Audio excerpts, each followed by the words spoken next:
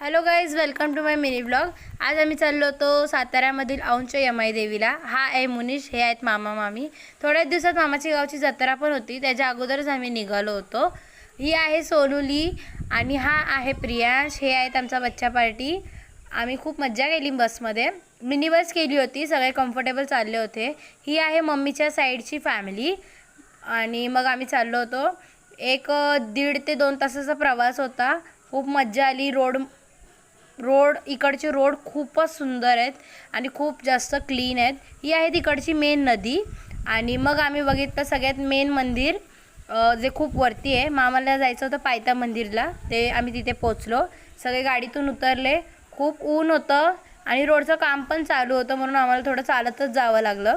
मग आम्ही बघितलं देवीचं कुंड आणि लगेच आम्हाला मुनीसारखं सेम टू सेम दिसलं, काळं एकदम। ही आहे मामी, परत आमची सोनुली, ही खूप क्यूट आहे हो। आणि मग आम्ही बघितलं मंदिर, ही आहे देवी।